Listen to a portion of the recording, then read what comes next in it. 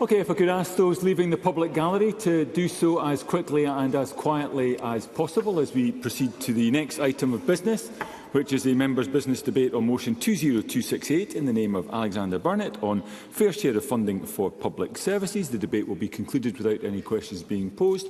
I would invite members wishing to participate to press the request to speak buttons and invite Alexander Burnett to open the debate around 7 minutes. Mr Burnett. Thank you, Presiding Officer, and thank you to those who supported this motion, which echoes a joint statement put out by 22 community councils in Aberdeenshire. Because for 19 years, Scotland has struggled under the SNP. Our councils are underfunded, education standards are slipping, rural nurseries and primary schools are closing, our roads are full of potholes, our bridges are crumbling, and our NHS is at breaking point. Yet Scotland is the highest tax part of the UK, and we need a government that will focus on Scotland's priorities. Because for years there have been repeated calls for the SNP to provide more funding to support local services. Our councils are stretched thin, all whilst the Scottish Government received the largest settlement of £50 billion from Westminster. But the SNP budget for 26-27 falls £1 billion short of what COSLA called for, and fails to deliver COSLA's demand for £750 million to fill the cracks in social care. The Institute for Fiscal Studies highlighted that this SNP budget for health and social care, covering hospitals and GPs, will fall in real terms. Local services don't get the funding they need, and the most vulnerable suffer as a result. Aberdeenshire Council is the 4th lowest funded local authority. Yet it has the 6th highest population, but receives £50 million less than the Scottish average. This forces cuts across all non-statutory services. So there are now no adult ADHD and autism assessments, hundreds of people on waiting lists, left in the dark without support. And despite Aberdeenshire's fragility in the face of flooding, erosion and extreme cold, there were cuts to winter resilience at a time communities should be getting more support. 1,200 grit bins went in an attempt to save money, leaving some communities without any.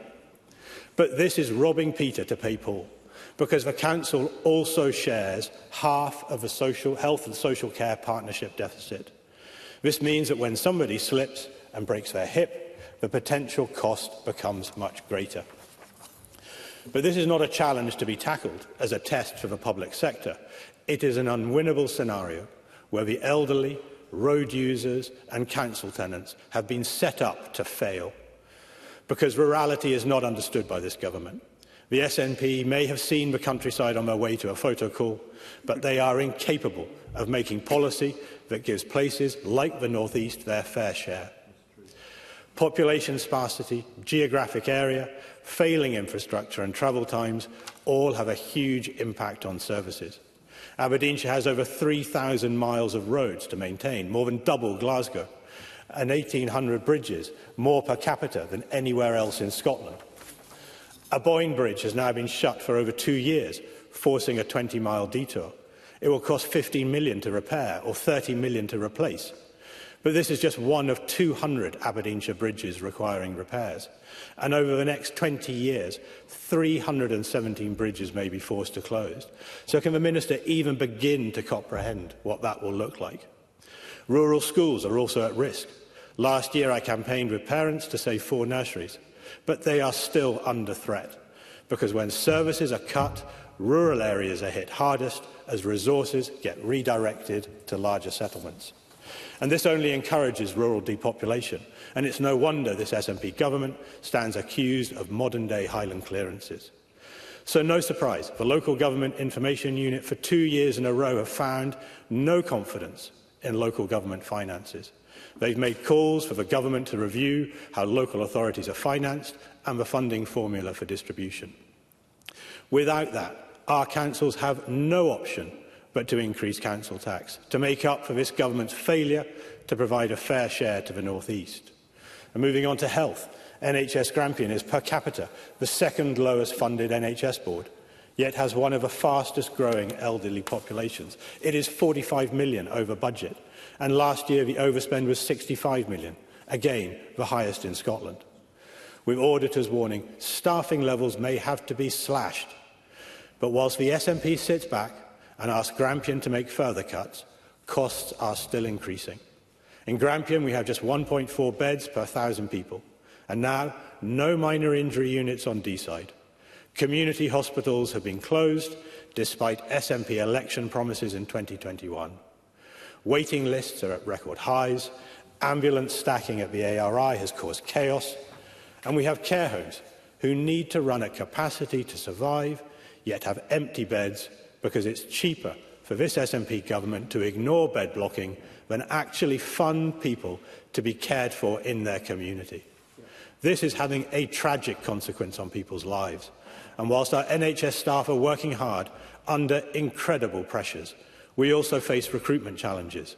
We have GP surgeries like Kintore with reduced hours because they don't have the doctors to operate full-time, or like Arford being taken over by mega practices where oversight is non-existent and GP-patient ratios have plummeted.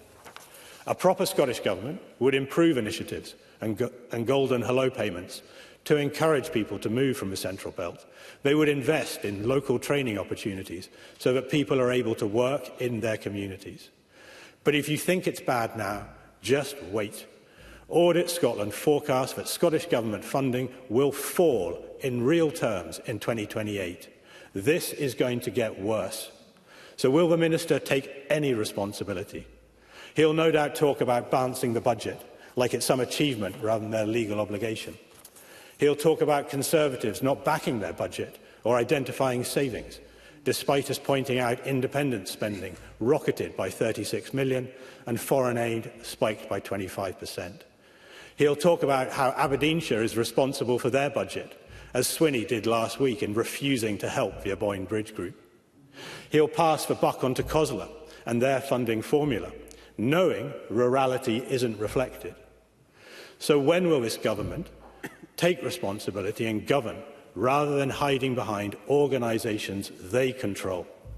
Because politics is about spending choices, and this SNP government is choosing to defund and destroy our rural communities. Thank you. Thank you, Mr Burnett. We now move to the open debate. I call first Karen Adam to be followed by Liam Kerr. Around 4 minutes. Ms Adam. Thank you, Presiding Officer. And I am grateful to be able to debate this motion today, and I thank the member for bringing it to the Chamber. But there is something quite ironic about this, Presiding Officer, and I'm not going to shy away from calling that out. We cannot let the Conservatives off the hook for their own record and for what is happening locally. They have had ample opportunity over the last decade and a half to do something about this, and they chose not to. In fact, they chose to do the opposite. Conservative politicians have a track record of voting for public spending cuts. It's on the public record. That's the ideology of conservatism. You cannot spend years squeezing the state, demanding tax cuts for millionaires, and then call for a bigger share of a smaller pot by your design.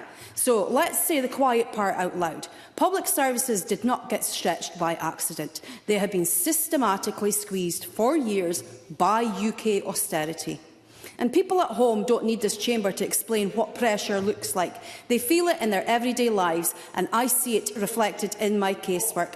And I do agree that rurality, distance, harsh weather and an ageing population mean that it does cost more to deliver services. And Brexit has caused a serious labour shortage. This is why the Scottish Government has ensured that local government funding in Scotland is at record levels. Councils receive almost £15.7 billion in the upcoming budget, and that does matter. Now, I'm not saying that it solves everything, but it does cut clean through the idea that here in this Parliament they simply aren't putting money into local services. So there's two things. One, how the pot is shared out through the distribution process involving COSLA, and two, what happens next. Because councils then choose priorities locally, and that accountability does matter. They're democratically elected to make those decisions. And here's the bit that this motion tries to glide past. Aberdeenshire budget choices are being made by the Tory Council administration, and those councillors decide what gets protected and what gets cut. Yet, time and again, we see the same trick Local cuts happen, and then the Conservatives point to Holyrood and say it's not our fault. There were alternatives, Presiding Officer. In Aberdeenshire, for example, the SNP Council Group put forward a different budget proposal and priorities to reduce the damage. And those options were rejected. And people deserve to know that, because it means some of what we're seeing was a choice, not fate. So I'll make a constructive call today. When Aberdeenshire councillors set their budget later this month, I ask the Conservative benches to speak to their colleagues, to work with the SNP Council Group, work across party and protect the most vulnerable, stop the blame game and do the hard work that it takes to get consensus for the benefit of the community. Because when cuts hit disability day services, that's not an abstract saving line, and the families are left carrying the weight on their own. If you truly care about an ageing population, then you can't ignore the people who need support now, or the carers that are already at breaking point. If the members genuinely want a way forward, there it is. And one final point, Presiding Officer. We were promised the broad shoulders of the UK. People in my communities do not feel upheld by any type of UK broad shoulders. They feel weighed down by decisions made elsewhere. Scotland can do better than this. With the full powers in our hands, the hands of an independent Scotland, we can keep more resources here and invest in our public services in a way that people deserve. This motion is spin dressed up as concern, and my constituents deserve honesty and they deserve real solutions, and that's what I'm offering today. Thank you. Thank you. And I call Liam Kerr to be followed by Davy Russell. Around 4 minutes, please. Thank you, Presiding Officer. This motion poses a simple question: whether this SNP government chooses to distribute its record funding amongst our local authorities, NHS boards and infrastructure investment, and whether that's a fair distribution. These are all devolved services, as Karen Adam would know if she bothered to learn how devolution and funding works. Presiding Officer, the North East has such a consistent, such a sustained imbalance of distribution that the dogs on Union Street will tell you we don't get a fair distribution. For example, for more than a decade, NHS Grampian has received less than the level of funding required by this government's own allocation model. Since 2010, the disparity between needed and actual funding is around £250 million. That is a funding shortfall that results in reports just this week that NHS Grampian is projecting a deficit of £76 million, having made £62 million worth of savings this year and needing a further £40 million next year. That means, that translates to the fewest beds per head in Scotland. It means projects delayed, ambulances stacked, enormous waiting lists for the people in the North East, and it embeds pressure across the system because NHS Grampian funds a significant share of Aberdeen City and Shire health and social care partnerships. And because it starts from a low financial position below target allocation, they are also under strain. Care provision tightens, recruitment becomes challenging, local urgent care services operate with limited flexibility, and these are entirely predictable consequences of sustained, unfair under-allocation from this government. Presiding Officer, our North East local governments face the same unfairness. Aberdeenshire Council is the 4th lowest funded local authority per head in Scotland, receiving less than the national average.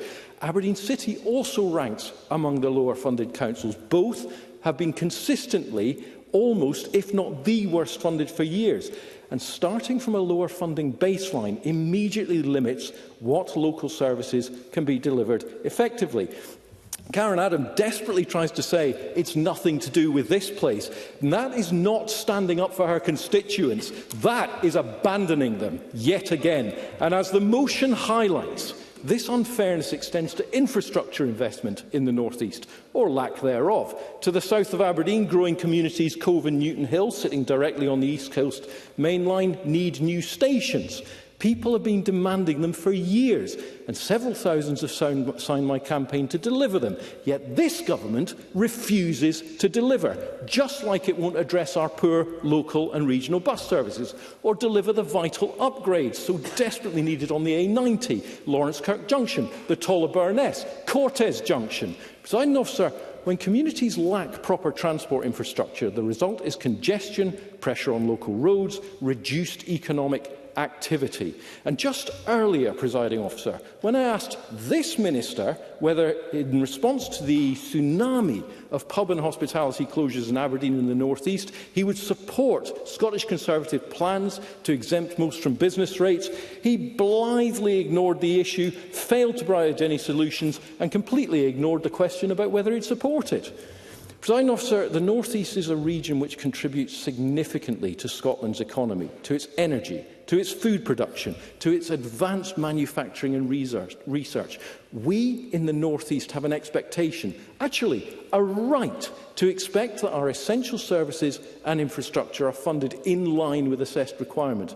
The fact is, Presiding Officer, that fairness to the whole of Scotland should be baked in to decisions that the Scottish Government makes. The sustained gap in the North East demonstrates that it is not, and that is not what is being delivered. We need a commitment to fairness for all communities across the North East and a government that finally delivers a fair share for the North East. Thank you. Thank you, Mr Kerr. I now call on Davy Russell to be followed by Tim Eagle again. Around 4 minutes. Mr Russell. Thank you, Presiding Officer. And I can also thank Alexander Burnett for bringing this debate to Parliament. This is a wee subject dear to my heart. Having over 40 years' experience in the public sector at a senior level and having seen over a long period of time, we've had good times in the public sector and we've had some very hard times. That aside, since 2010, all chief officers, whether it be in health, social care, education, or just general bread and butter services like refuse collection or fixing potholes, we've all been managing decline. We used to categorise things like statutory, where you must do it or you face a fine or imprisonment, essential services which are detrimental to affecting people's lives, nice to have, and the category that we still do too much of, where what we're doing this for category, and the answer is because we've always done it, or I don't really know what the answer is. However, during this period of managed decline, we who manage public services and provide public services have still managed to work wonders, still doing them possible while being starved of funds. However, this is mainly down to the hard-working, committed workers and staff, many in low wages, but have a true side of pride, a true sense of pride in their work and a profound respect for the people they are providing the service for. While the Scottish Government has habitually wasted significant pots of money over the same period, ferries fiasco, Gupta's invisible Fort William swelter, thousands of civil servants spending time redacting FOI requests, that's to name but a few, but that alone comes to about £1 billion. What about the blunders and the cover-ups and wow, some of them we haven't even heard of yet. We're running over 130 unelected quangos, some running and eating into public money, in fact distributing public money, in some cases hoarding of public funds, while in my case we had to beg to get access to the funds. And if you didn't actually do what the unelected organisations wanted, you didn't get the funds. They used it as a measurement of control, and it's actually the Scottish Government's fault for that. To name but a few, I'm going to name and shame a couple. Sustrans, Zero Waste Scotland and SPT, who's almost got £200 million in reserves, which would pay for 1,000 doctors, plus 1,000 nurses, plus 1,000 street cleaners and 1,000 road workers, all at the one time out that £200 million pot. But why are we, the Scottish people, putting up with this nonsense? It's a disgrace. Many CEOs and directors in their organisations paying their self-inflated salaries and bonuses for poor, out-of-touch services.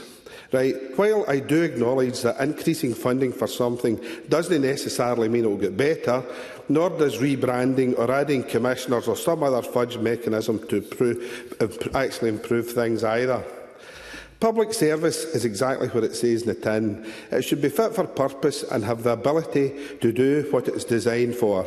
An efficient, sustainable, fully funded public service.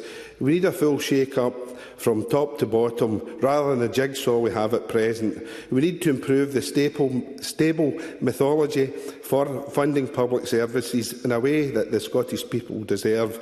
Transition should not be pie in the sky, but to achieve this, we should be setting challenging and achievable clear road to success. We need to untangle the current cash-absorbing shambolic mess. We in this Parliament should spend less time talking about seagulls or greyhounds or independence or kicking Americans out of Prestwick Airport. But really, what we should be doing here is concentrate on the bread and butter services that affect every single person, even in here. But creating more of the same is wrong without fixing the basics, including the funding methodology. We need to roll up our sleeves and go on with the job in hand. Thank you. I now call Tim Eagles to be followed by Maggie Chapman. Around 4 minutes. Well, thank you, Presiding Officer. And first of all, can I just thank Alex Burnett for bringing what I think is actually a very crucial debate. I must admit, I'm still a little bit dizzy from Karen Adams' speech, because, my word, that is some amount of political spin from a former councillor. I mean, how on earth you think you can say that in this chamber is beyond me? Sorry, how on earth Karen Adams can think she can say that is beyond me? And I agree with some of the points from David Russell there, actually, about concentrating on key things. Seagulls are very important, though. I think we have to talk about seagulls, very important in my community in Murray. In 2017, on the Thursday, the 4th of May, I couldn't believe it when I was elected to Murray Council. I honestly couldn't. I thought I was standing in the seat of Bucky, strong SNP area. I was never going to win. But there I am, going, and I was happy. You know, I was serving as the football coach in the community. I worked in the church. I was on the community council.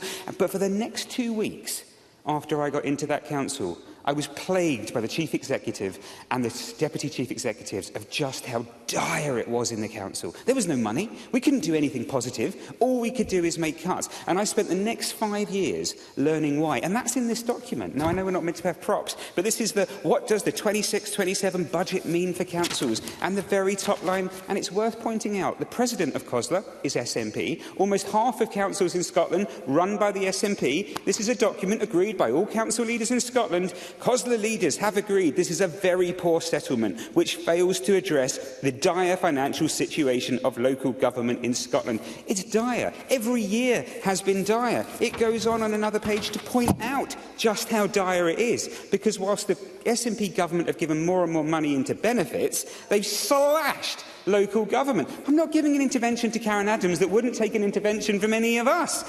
The point is, this budget that has just come out is another dire one, and that forces councillors, and it forces councils of any administration, whatever the leadership is, it forces them to have to make cuts, and it forces them to have to put up council tax. And I think Alex Burnett made a key point there. Council tax is going up because for a long period of time the SNP stopped councils from doing anything, but didn't fund the shortfall in funding, and they've also not funded the revenue over the years. And we've seen massive increase in costs for education. ASN and SEBN is through the roof. We've got other areas such as social care through the roof, and none of that has been funded. So we're taking away services that are said. Swimming pools are under threat. Why are swimming pools under threat? We need them. School crossing patrollers under threat. All because we are funding what this government wants and not what we can do on the ground. And that, for me, just simply isn't good enough. And I'm just going to mention capital funding. The budget reality is, this is a COSLA statement, the budget reality is that this is a cash reduction in core capital funding. That's not going to help the bridges that me and Alex Burnett want to protect across rural Scotland. I think a lot of councillors are doing great work, actually, across the country, trying their best, but it is very difficult. And I would say to the people of Scotland, don't look and blame your councils, look and blame this SNP government, because they're the ones that have destroyed council funding, because they're not up to the challenge of taking the difficult things themselves. I just want to finish on the NHS, actually, NHS Grampian. NHS Grampian, a couple of days ago, put out a press release, which I found really quite frustrating, and it said it is an incredible achievement that they have managed to get budget cuts. I don't think that's an incredible achievement.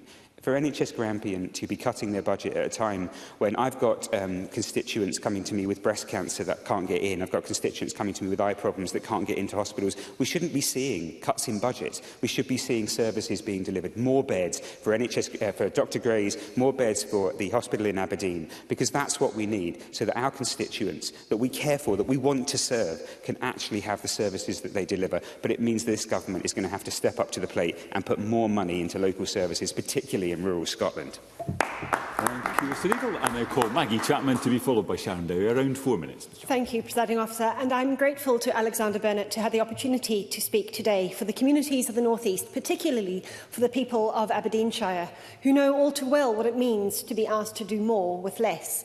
However, he and I have quite different solutions to the problems his motion identifies. I support higher taxation on individuals and businesses with significant wealth. I am proud that we have a fairer tax system in Scotland than anywhere else in the UK, thanks to the Scottish Greens. But at its heart, this debate is about how public spending is prioritised. And Karen Adam is right to highlight that it is Mr Burnett's Conservative colleagues who are making these decisions in the Shire. But Aberdeenshire Council is the fourth lowest funded local authority in Scotland, receiving less per head than the national average. NHS Grampian is the second lowest funded health board per capita, facing a deficit of nearly £50 million, with just 1.4 beds per 1,000 people across the region, and serving one of the fastest growing elderly populations in the country. I agree that that creates significant challenges that others do not face. So I think, whilst I appreciate the local authority allocation is devised by a formula agreed by COSLA, maybe it is time to open up discussion about that formula, that allocation. But we cannot do that on our own in this place. That is not in our gift. We do recognise, though, that the numbers we see in the motion and on these spreadsheets are not abstract. They are not simply lines in a spreadsheet. They represent delayed care, overstretched staff, anxious families and communities worried about the future of the services they rely upon.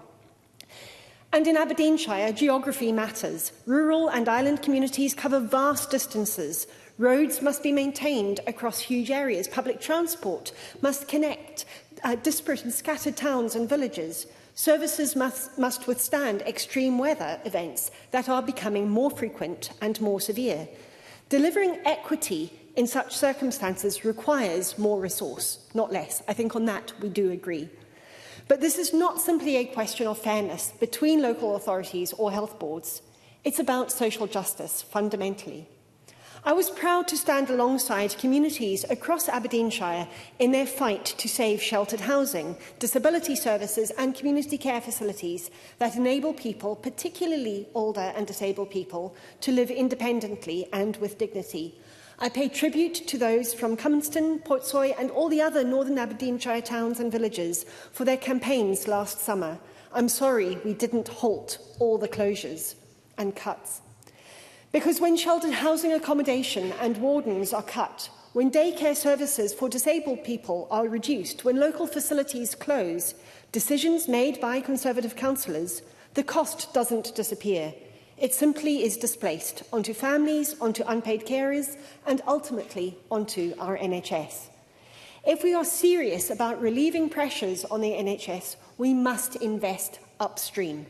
We must fund preventative services properly. We must recognise that good social care, accessible local transport, warm and secure housing and strong community facilities are not optional extras, but the foundation of a healthy society.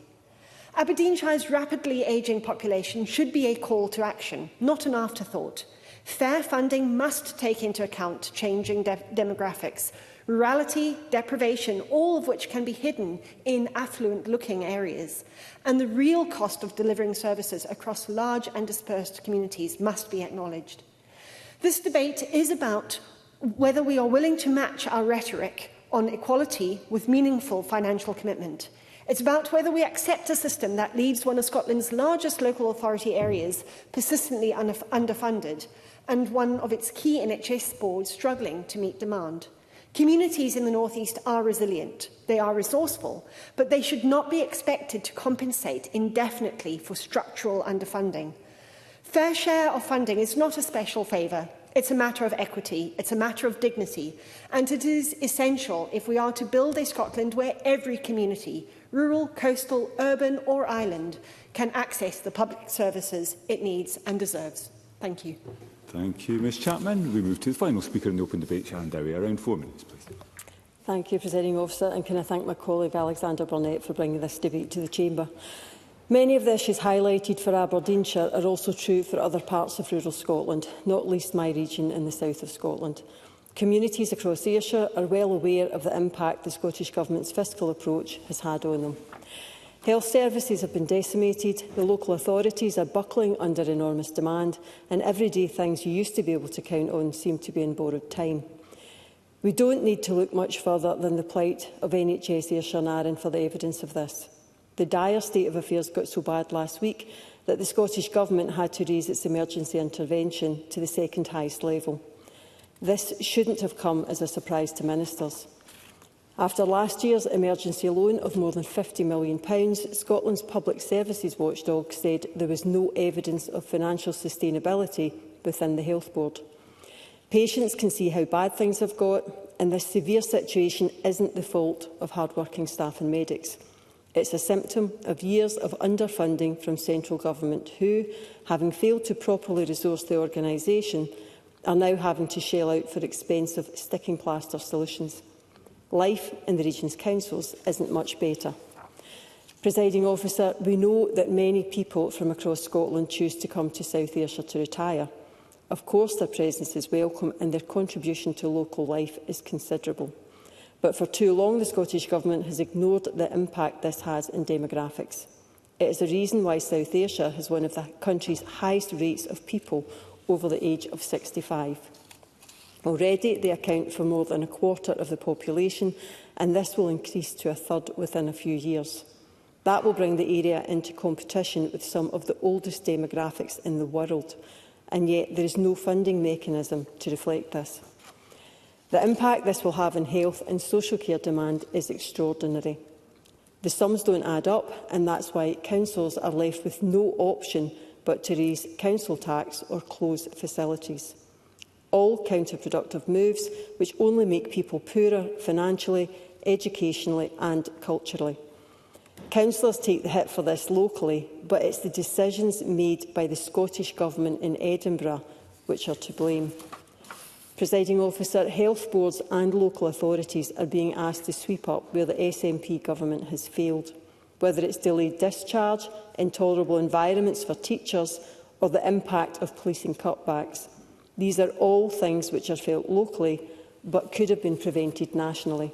That's why I fully support the motion from Alexander Burnett to finally give councils and health boards the money they need to do the job properly. Thank you. Thank you, Ms Derry. And I call on Ivan McKee to respond to the debate. Minister, around 7 minutes. Thank you, Presiding Officer. I'll come on to some of the members' contributions shortly, but just to cover off some general points. The Government, of course, recognises the essential role that local authorities and health boards play in delivering high-quality health and care services across Scotland, including in rural and island communities. That's why the draft 26-27 budget provides record investment of £22.5 billion in health and social care services. And since 2007, the Government has, of course, delivered a balanced budget and taken steps to support the long-term sustainability of Scotland's public services, despite significant inflationary pressures and increasing demand on services. Both the NHS Scotland Resource Allocation Committee, or NRAC formula, and the Local Government Grant-Aided Expenditure Distribution Methodology provide objective, evidence-based methods for assessing the relative needs of services across the whole country. We recognise that strong and ongoing partnership working is essential, and this Government remains absolutely committed to constructive engagement with local authorities, NHS boards, integration authorities, COSLA and local communities to ensure that reforms are co-designed, that funding decisions support sustainable long-term improvement and improve outcomes for people and the communities they serve. The draft budget recently introduced to Parliament, as I said, provides £22.5 billion in investment to health and social care services. It exceeds the consequentials on health from UK Government and provides a real terms uplift to ensuring more sustainable and resilient services. And in 26-27, NHS boards will see an increase in their baseline funding, bringing total investment of over £17.6 billion, an average real terms uplift of 1.8%, and will also be fully funding pay deals in 26-27. We do recognise, of course, it does remain NHS board statutory responsibility to achieve a balanced budget. As I mentioned, the NRAC formula is an objective measure of the need for health care service across Scotland, but in addition to that, since 2012-13, the Scottish Government has also provided over £4 billion of additional funding to ensure each territorial board remains within 0.6% of NRAC parity. The NRAC formula is refreshed annually to reflect changes in population and service needs, including remote and rural communities. and this supports vital work to reduce health inequality, ensuring that we continue to allocate funding according to the relative need for healthcare in each board area. In particular, in 26-27, NHS Grampian will receive nearly £1.5 billion in baseline funding, equating to increased investment of £130.7 million from 25-26, and includes a 2% baseline uplift of £28 million. NHS Grampian will also receive an additional £11.4 million to ensure it remains within 0.6% of NRAC parity and giveaway. Liam Kerr. I'm very grateful. In amongst all of those statistics that he trots out, let's get specific on this. How does he suggest that NHS Grampian makes a further £40 million worth of cuts next year? Minister. I was just coming on that very point. To provide the board with the support it needs, it was escalated to Stage 4 of the NHS Scotland Support and Intervention Framework in May of 2025, and the Scottish Government has set targets to improve its financial position over the next 3 years, and the board remains on course to achieve those targets. In regards to our local authorities, the Government has provided another real terms increase in funding for next financial year, and will continue to work with COSLA to ensure our communities continue to receive the high-quality services they expect and deserve. As I mentioned, the grant aided expenditure funding formula is agreed by COSLA leaders, and regarding Aberdeenshire specifically, the Council does of course receive additional funding due to its rural nature, and if the member disagrees with any of the evidence that is used to do that calculation, or believes that using other evidence would be merited for inclusion in the distribution considerations, then I'm sure that could be raised directly with COSLA, who make those decisions on the funding methodology. Tim Eagle. It's on this point. This is a crucial point, because in 2018 I came down to see the then Finance Minister, Derek Mackay. The problem with the COSLA funding formula is it requires the COSLA body, all of the administrations, to come together to agree. Now, the ones that do very well out of that funding formula are never going to agree to reset the funding formula. It will need government to step in. So, recognising that actually rurality is not taken into account, will the government promise to step in future, the next government, to make sure that that funding formula definitely is fair? Minister. Well, first of all, just recognise that I've identified that the Council does receive additional funding due to its rural nature. But I think it's interesting to get it on the record that the Conservative Party is calling for the Scottish Government to overrule COSLA on matters relating to local issues. And I think COSLA would have, that's exactly what he just said, and I think COSLA would have something to say about that. But under both those existing formulas, as I said, the additional cost of providing those services in rural and remote areas is a key component in determining funding allocations. In the 26-27 provisional settlement, Aberdeenshire receives over £20 million in additional allocation based on rurality indicators, the sixth highest authority per person. So turning to some of the members' contributions, from Alexander Burnett, Tim Eagle and other Conservatives, there was no change in their typical approach here. On the one hand, calling for £1 billion in tax cuts, and something that Alexander Burnett opened his commentary with in terms of Scottish tax rates, while at the same time arguing for increased resources to be provided to public services. And it fell to Maggie Chapman to give the Tories a lesson in basic arithmetic and economics, and I'm very glad she did that. So that shows the state that the Conservative Party is in. Given they've no chance of being in a position to make any of these decisions in government, they've got the luxury of being able to call for contradictory things in these debates. And Karen Adam laid out very clearly the reality of the situation at a national level and indeed at a local level, though we were entertained to a bit of a dispute between opposition parties on the position of seagulls in this regard. So that was one piece of brief entertainment in the debate that broke up the monotony of the hypocrisy from the Tory party. In regards to NDR, I've already answered Liam Kerr's question. Maybe he wasn't listening, maybe he was too excited about the contribution he was going to make in this debate. The total increase in rateable value is 7% in Aberdeen City compared to 12% across Scotland, and the Scottish Government is putting in £870 million this year in reliefs to support businesses with those those increases in rates. So very far from what the position he indicated is we're actually putting more support in percentage terms to the hospitality sector than is happening south of the border.